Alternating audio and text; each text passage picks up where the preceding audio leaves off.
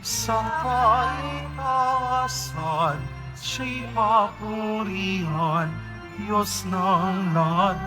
Papuri sa kaitaasan, siya'y papurihan, ngayon at magpakailanman. Umawit ang daigdigan, lahat ng naroon. Umawit ang sangkatauhan, purihin ang Panginoon. Puri sa kaitaasan, siya'y papurihan, Diyos ng lahat. Papuri sa kaitaasan, siya'y papurihan, ngayon at magpakailanman. Tayo'y nagkakatipon sa ngalan ng Ama at ng Anak at ng Espiritu Santo. Amen. Ang pagpapala ng ating Panginoong Jesucristo, ang pag-ibig ng Diyos Ama, at ang pakipag-isa ng Banal na Espiritu, naway sumainyong lahat. At sumairin. Maligayang pagdalo sa ating banal na pagdiriwang, mga kapatid. Ating ngayong ihanda ang ating sarili para sa ating banal na pagdiriwang. Inaamin ko sa makapangyarihang Diyos at sa inyo, mga kapatid, na lubha akong nagkasala sa isip, sa salita, at sa gawa, at sa aking pagkukulang. Kaya isinasamo ko sa mahal na Birheng Maria, sa lahat ng mga anghel at mga banal, at sa inyo, mga kapatid, na ako'y ipanalangin sa Panginoong ating Diyos. Kaawaan tayo ng makapangyarihang Diyos, patawarin tayo sa ating mga kasalanan, at patnubayan tayo sa buhay na walang hanggan. Panginoon, kaawaan mo kami. Kristo, kaawaan mo kami. Panginoon, kaawaan mo kami. Panginoon, kaawaan mo kami. Manalangin tayo. Ama naming makapangyarihan, ang martir na si San Bonifacio ay makatuwang nawa namin sa pagdalangin upang ang pananampalatayang inilahad niya sa kanyang pagsasalita at nilagdaan ng kanyang dugong itinigis ng mga ayaw maniwala ay aming mapangatawanan at maihayag sa ginagawa namin araw-araw. Sa pamagitan ni Jesucristo kasama ng Espiritu Santo, magpasawalang hanggan. Amen. Magsuyo po muna po ang lahat. Ang simula ng ikalawang sulat ni Apostol San Pablo kay Timoteo. Mula kay Pablo, na niloob ng Diyos na maging apostol ni Kristo Jesus, upang mangaral tungkol sa buhay na ipinangakong kakamtan natin kay Kristo Jesus. Kay Timoteo na minamahal kong anak, sumaiyo nawa ang pagpapala, ang habag, at ang kapayapaan mula sa Diyos Ama at kay Kristo Jesus na ating Panginoon. Nagpapasalamat ako sa Diyos na pinaglilingkuran ko ng tapat, tulad ng ginawa ng aking mga ninuno, tuwing aalalahanin kita sa aking mga panalangin, araw-gabi. Dahil dito, ipinaalaala ko sa iyo na maging masigasig ka sa pagtupad sa tungkuling tinanggap mo sa Diyos nang ipatong ko ang aking mga kamay sa ulo mo. Sapagkat hindi espiritu ng kaduwagan ang ibinigay sa atin ng Diyos, kundi espiritu ng kapangyarihan, pag-ibig at pagpipigil sa sarili. Kaya't huwag mong ikahihiya ang pagpapatotoo tungkol sa Panginoon o ang aking pagkabilanggo dahil sa Kanya. Sa halip, makihati ka sa kahirapan dahil sa mabuting balita sa tulong ng Diyos na nagligtas at tumawag sa atin upang tayo'y maging Kaniyang bayan. Ito'y ginawa niya sa pamamagitan ni Kristo Jesus, hindi dahil sa ating mga gawa, kundi ayon sa kanyang layunin at kagandahang loob na inilaan sa atin bago pa magsimula ang panahon. Ngunit nahayag lamang ito nang dumating si Kristo Jesus na ating tagapagligtas. Nilupig niya ang kamatayan at inihayag ang buhay na walang hanggan sa pamamagitan ng mabuting balita.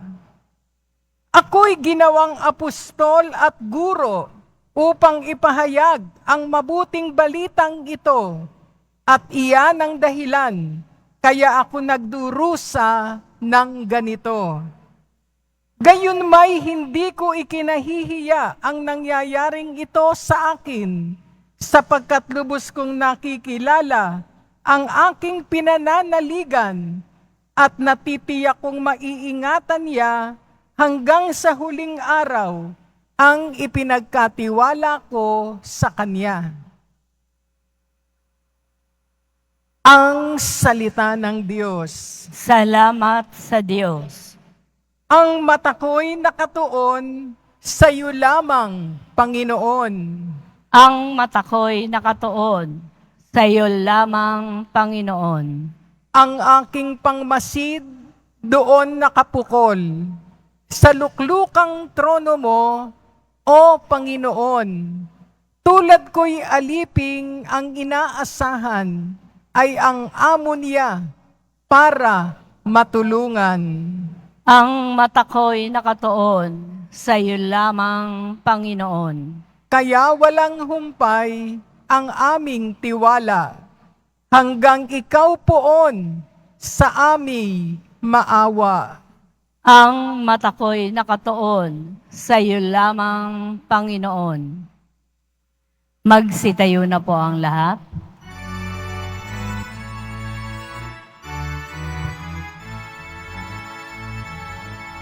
Hallelujah.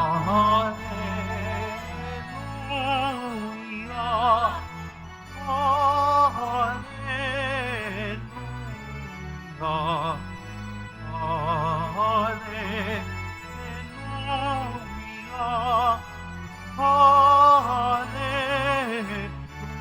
Hallelujah.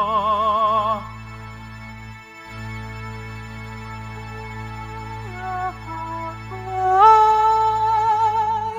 Ako'y iyong panaligan nang di mamatay kailanman. Hallelujah.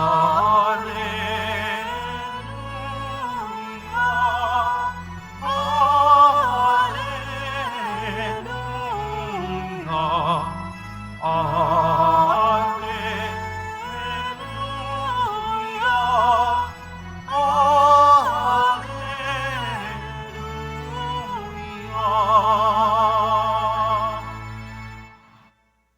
Sumainyo ang Panginoon, At sumaiyo rin. ang mabuting balita ng Panginoon ayon kay San Marcos. Papuri sa iyo, Panginoon.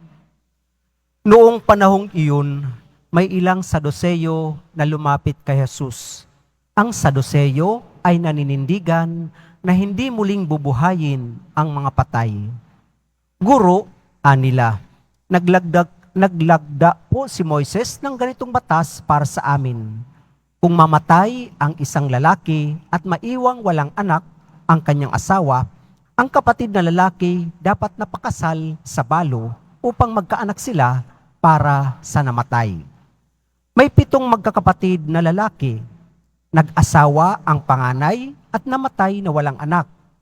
Napakasal sa balo ang pangalawa at namatay na wala ring anak. Gayon din ang nangyari sa pangatlo at sa mga sumusunod pa.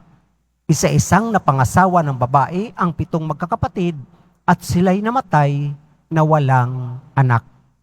Sa kauli-hulihay, namatay rin ang babae. Ngayon, sino po sa 7 ang kikilalanin niyang asawa sa muling pagkabuhay, yamang napangasawa niya silang lahat? Sumagot si Jesus, maling-mali kayo. Alam ninyo kung bakit? Hindi ninyo nababatid ang mga Kasulatan ni ang kapangyarihan ng Diyos, sapagkat sa muling pagkabuhay, ang mga tao'y hindi na mag-aasawa. Sila'y magiging katulad ng mga anghel sa langit. Tungkol naman sa muling pagkabuhay, hindi pa ba ninyo nababasa sa aklat ni Moises ang tungkol sa nagliliyab na mababang punong kahoy? Ganito ang nasusulat na sinabi ng Diyos kay Moises, "Ako ang Diyos ni Abraham, ang Diyos ni Isaac, at ang Diyos ni Jacob." Ngunit ang Diyos ay hindi Diyos ng mga patay, kundi ng mga buhay. Maling-mali kayo. Mga kapatid, ang mabuting balita ng ating kaligtasan. Pinupuri ka namin, Panginoong Heso Kristo. Magsiyo po muna po ang lahat. Magandang good morning sa inyong lahat, mga kapatid. Magandang umaga rin po. Sa buhay natin bilang tao, bilang Kristiyano, merong halimbawa, sa psychology, merong tinatawag na reward and punishment. Reward and punishment. Kapag tayo ay gumawa ng hindi mabuti, may parusa tayo, punishment. Pero pag nagpakabait, ginawa ang mabuti, may reward. Sa mga bata, madali ito. At yung bata, lumalaki na mahusay, mabait, kapag maganda ang pagpapatakbo, pagpapalaki ng mga magulang. Hindi nila ibibigay kaagad yung reward kasi suhol yun. Yung reward sa huli yun. So sa pag-aaral namin ng ethics o moral theology, bakit tayo nagpapakabait? Dahil sa reward. Amen? Dahil sa reward. Opo, kumbaga, naniniwala tayo na merong Diyos na magbibigay sa atin ng gantimpala sa ating ginagawang kabutihan. At ang pinakatampok dito ay ang buhay na walang hanggan sa kaharian ng Diyos sa langit. Kung sa ating pang-araw-araw na ginagawa, kapag gumawa tayo ng mabuti, meron tayong tinatanggap na gantimpala. At kapag meron tayong hindi ginawang hindi mabuti, may parusa tayo. Kumbaga, mamimili tayo kung ano yung ating pipiliin. Mga kapatid, dito sa ating Ebanghelyo, ang buhay na walang hanggan ay, kumbaga, itinanong ng mga Saduseyo, isang grupo na hindi naman naniniwala sa muling pagkabuhay. Pero alam niyo po, kapag ang tao hindi naniniwala sa muling pagkabuhay, hindi naniniwala sa Panginoong Diyos,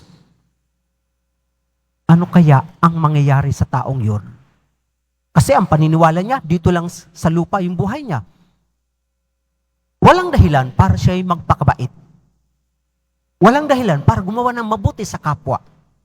Walang dahilan para tumupad pa, sundin ang mga batas. Kasi para sa kanya, dito lang sa lupa ang buhay.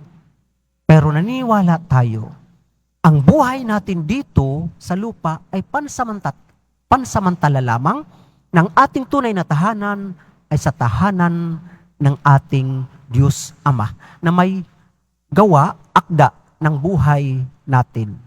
Kaya nga, dito,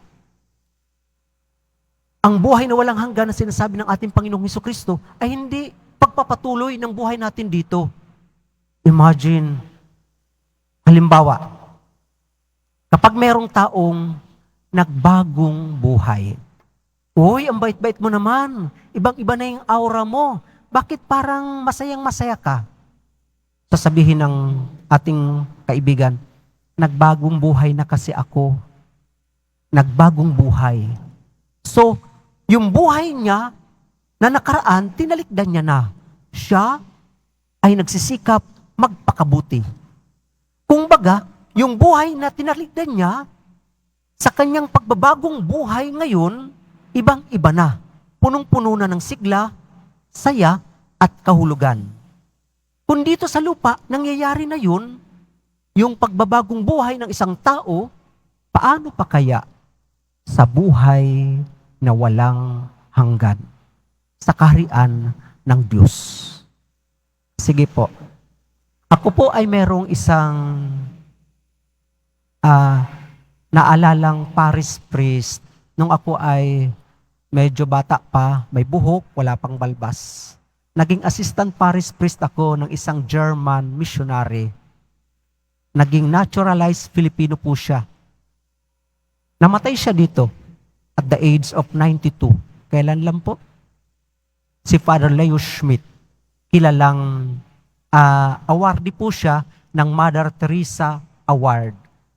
Parang Nobel Peace Prize po ito sa Asia naman. Kilala siya lalo sa Antipolo. Isang beses galing kami ng Laguna, pauwi kami, ako'y nagdadrive. Nung malapit na kami sa bahay ng convent namin sa Johnsonville, sa Cainta, pagliko pa lang namin, siguro mga 400 meters na lang, nagtanong siya, why does it feel good that when we are coming home, we feel good? Bakit kaya, pag malapit na tayo sa bahay natin, naramdaman natin yung saya? Tanong niya, matanda na yon. Why does it feel good that when we are near to our home, we feel good? Sabi ko naman, because home is where love resides. Home is where family lives. And home where there is acceptance and belongingness. Kung sa bawat pag-uwi natin sa bahay, nararamdaman natin ang saya, paano pa kaya sa buhay at bahay ng Diyos na tatanggapin tayo bilang kanyang mga anak? Paano pa kaya? Buhay na walang hanggan na naghihintay sa bawat isa sa atin. Mga kapatid, sana po ang muling pagkabuhay ng buong Nazareno magbigay sa atin ng pag-asa na lalo pang magsikap gawin ang mabuti, sundin ang kalooban ng Diyos at mamuhay ayon sa kanyang kalooban na tayong lahat ay mamuhay sa kanyang tahanan.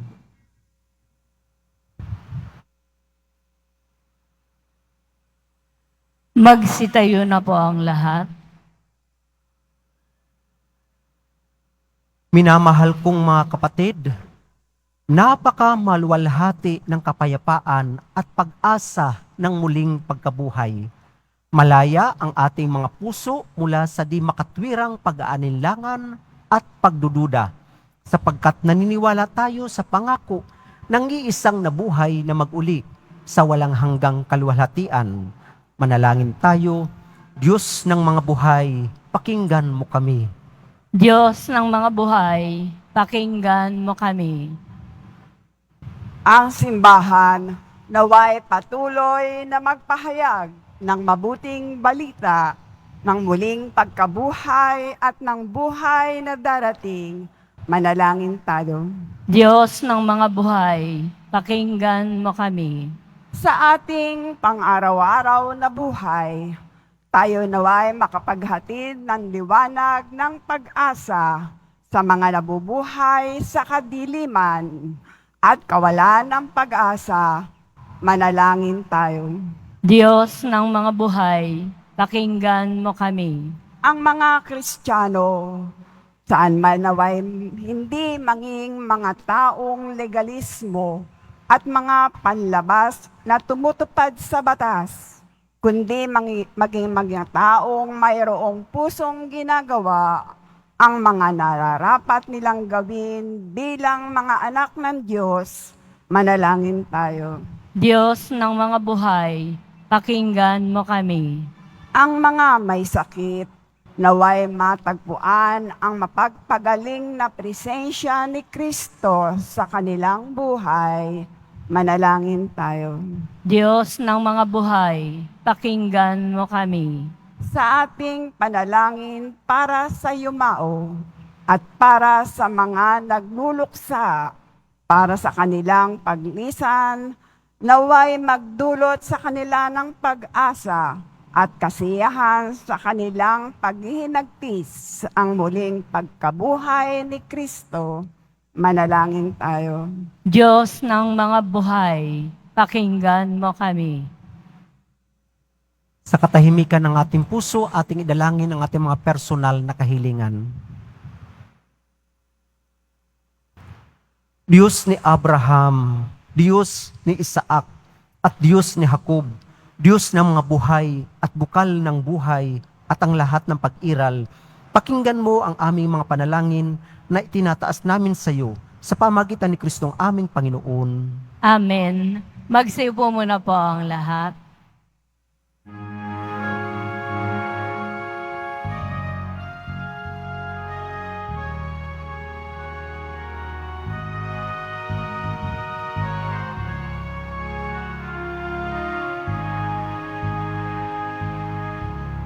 Aming alay sa'yo, Panginoon. Ang tinapay at alak na iyong kaloob upang bumitain ang iyong buhay na inialay nang tayo'y magdiwang bilang isang sambayanan. Magsitayo na po ang lahat. Manalangin kayo mga kapatid upang itong ating paghahain ay kalugdan ng Diyos ang mga makapangyarihan sa lahat. Tanggapin nawa ng Panginoon itong paghahain sa iyong mga kamay, sa kapurihan niya at karangalan sa ating kapakinabangan at sa buong sambayanan niyang banal. Manalangin tayo. Ama naming lumikha, ngayong ginugunita ang martir na si San Bonifacio, tanggapin mo ang ipinagdiriwang na paghahain ng tipan at dangal sa ikapagpapatawad ng aming mga kasalanan at sa pagtanaw ng utang na loob namin kailanman.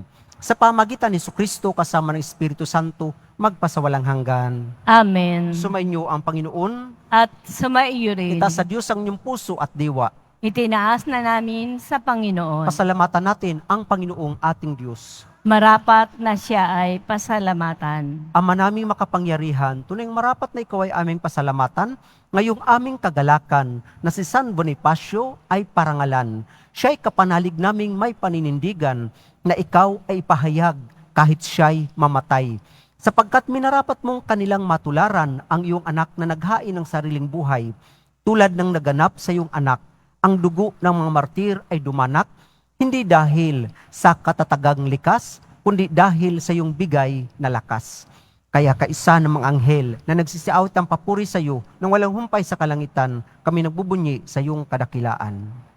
Santo, Santo, Santo, Panginoong Diyos ng mga hukbo, napupuno ang langit at lupa ng kadakilaan mo, o sana sa kaitaasan.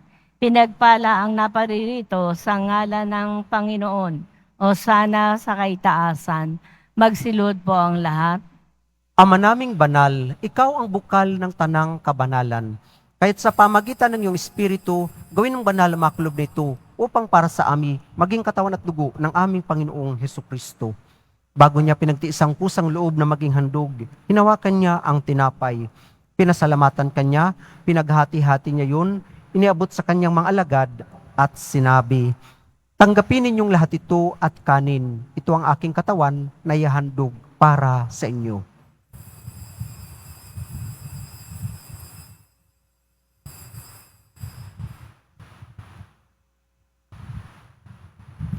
Gayon din naman, nung matapos ang hapunan, hinawakan niya ang kalis, muli kanyang pinasalamatan.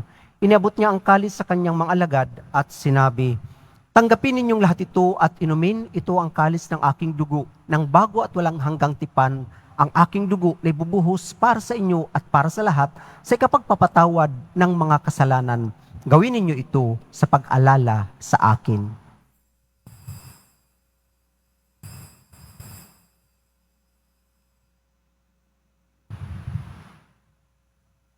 Magsitayo na po ang lahat. Ipagbunyi natin ang misteryo ng ating pananampalataya. Si Kristo'y namatay, si Kristo'y nabuhay, si Kristo'y babalik sa wakas ng panahon. Ama, ginagawa namin ngayon ang pag-alala sa pagkamatay at muling pagkabuhay ng iyong anak. Kaya't inialay namin sa iyo ang tinapay na nagbibigay buhay at ang kalis na nagkakaloob ng kaligtasan. Kami nagpapasalamat dahil kami iyong minarapat na tumayo sa harap mo para maglingkod sa iyo.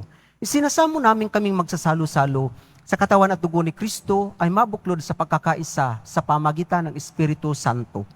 Ama, lingapin mo ang simbahang laganap sa buong digdig. Puspusin mo kami sa pag-ibig. Kaisa ni Francisco na aming Papa at ni Jose na aming Obispo at ng Tanang Kaparian. Alalahanin mo rin ang mga kapatid naming nahimlay na may pag-asang sila'y muling mabubuhay, gayon din ang lahat ng mga pumanaw. Kaawaan mo sila at patuloyin sa iyong kaliwanagan. Kaawaan mo at paginapatin kaming lahat na makasalo sa iyong buhay na walang wakas. Kaisa ng mahal na Birheng Maria ni Nanang Diyos, ng kabiyak ng puso niyang si San Jose, kaisa ng mga apostol, ni San Juan Bautista at ang lahat ng mga banal na namuhay dito sa daigdig ng kalugod-lugod sa iyo, may pagdiwang nawa namin ang pagpupuri sa kararangal mo sa pamagitan ng iyong anak na aming Panginoong Hesukristo. Sa pamagitan ni Kristo, kasama niya at sa Kanya, ang lahat ng parangal at papuri ay sa iyo, Diyos amang makapangyarihan, kasama ng Espiritu Santo, magpasawalang hanggan. Amen. Sa pamagitan ng binyag, tayo'y naging mga anak ng Diyos. Bilang isang pamilya, tayo tumawag sa ating iisang Ama. Ama namin, sumasalangit ka, sambahin ang ngalan mo, mapasa amin ang kaharian mo, sundin ang loob mo dito sa lupa para nang sa langit. Bigyan mo kami ngayon ng aming kakanin sa araw-araw, at patawarin mo kami sa aming mga sala, para ng pagpapatawad namin sa nagkakasala sa amin. At huwag mo kaming ipahintulot sa tukso, at iadya mo kami sa lahat ng masama. Amen. Hinihiling namin kami adya sa lahat ng masama, pagkalooban ng kapayapaan araw-araw, iligtas sa kasalanan at ilayo sa lahat ng kapahamakan. Samantalang aming pinananabikan ang dakilang araw ng pagpapahayag ng tagapagligtas naming sa Jesucristo. Sapagkat iyo ang kaharian, at ang kapangyarihan, at ang kapurihan, magpakailanman. Amen. Panginoong Jesucristo, sinabi mo sa mga apostol, kapayapaan ang iniiwan ko sa inyo, ang aking kapayapaan ang ibinibigay ko sa inyo. Tunghayan mo ang aming pananampalataya at huwag ang aming pagkakasala. Pagkalooban mo kami ng kapayapaan at pagkakaisa, ayon sa iyong kalooban, kasama ng Espiritu Santo, magpasawalang hanggan. Amen. Ang kapayapaan ng Panginoon naway laging sumainyo. At sumaiyo rin. Mga kapatid, ating ibigay ang kapayapaan sa bawat isa.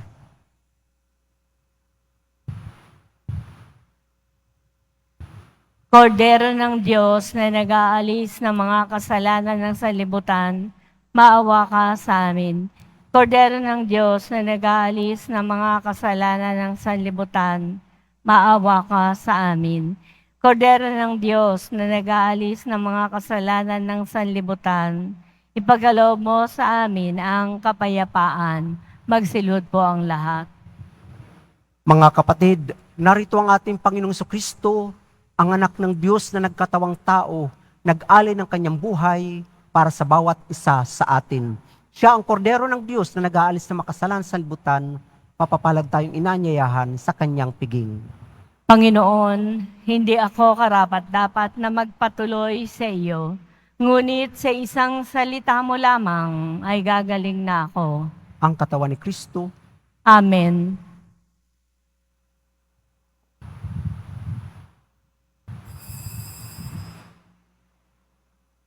Para po sa lahat na tatanggap ng banal na komunyon, sasagot po tayo ng amen. Pagkasabi po ng pare o ng lay ministers ng katawan ni Kristo, at isubo po agad sa bibig bago umalis sa harapan ng pare o lay ministers. Sumunod po tayo at maraming salamat po.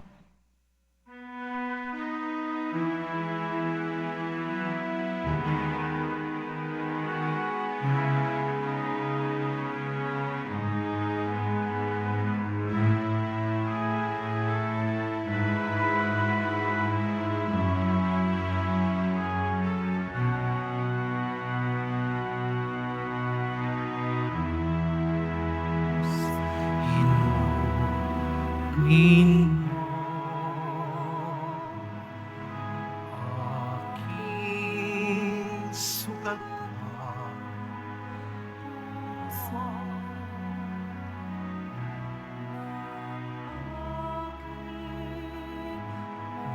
mahal mo. Kapag kasing bigo, labis at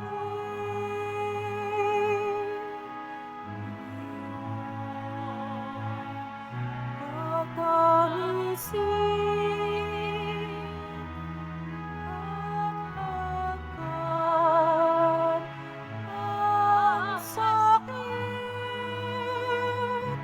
ng pagnigasang rigid. O Jesus, inumin mo aking sugat na puso.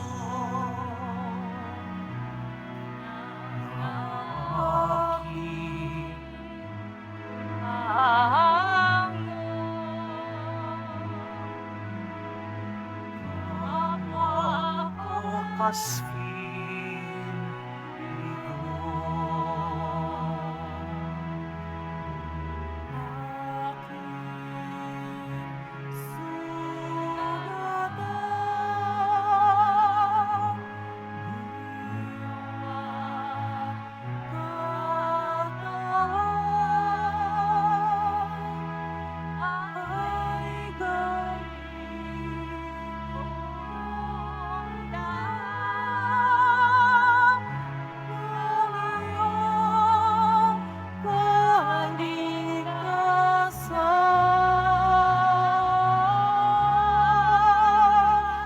Jesus,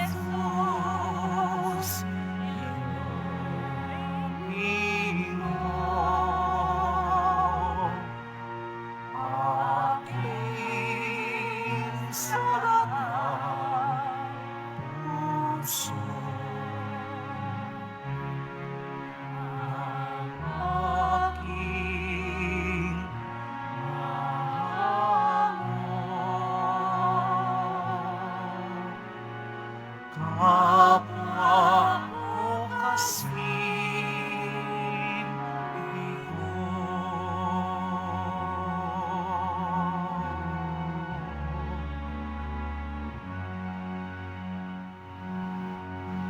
Announcement, Binyagang Bayan 2024. Sa darating po na June 22, 2024, Sabado, magkakaroon po tayo ng Binyagang Bayan para po sa mga batang 0 hanggang 7 taong gulang. Handog po sa kapistahan ng kapanganakan ni San Juan Bautista. Sa mga nagnanais, maaari po kayong pumunta sa Records Office ng parokya na matatagpuan sa ground floor ng Cardinal Sin Building mula 8:08 ng umaga hanggang 5:05 ng hapon.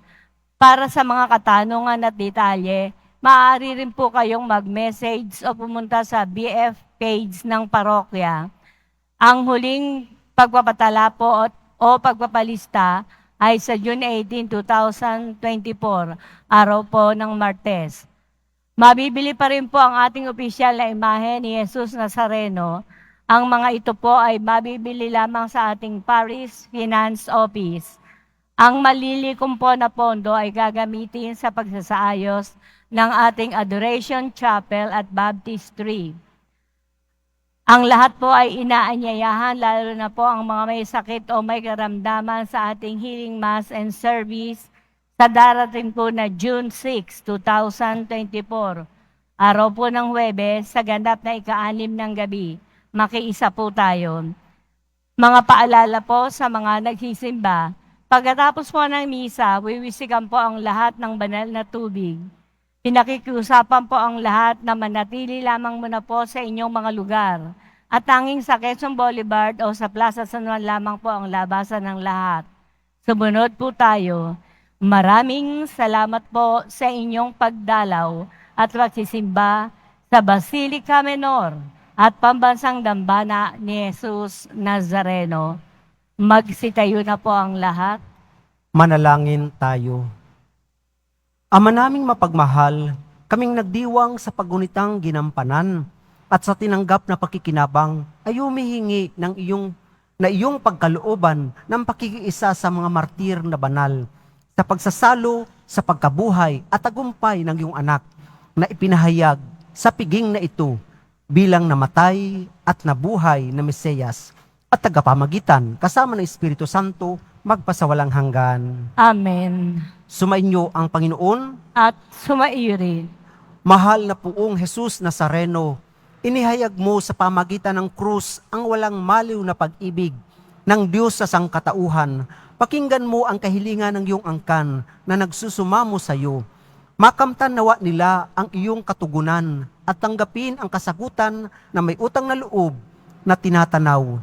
Basbasan din po ninyo ang mga dala-dala nilang mga imahen at dasalan.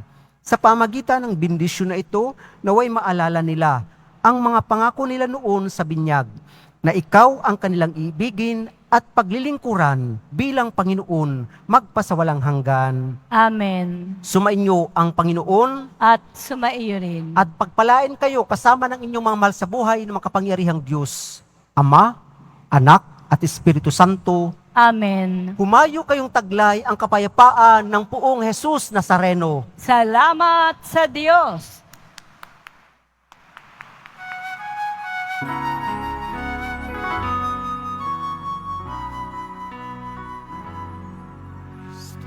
Padre Jesus Nazareno, sinasamba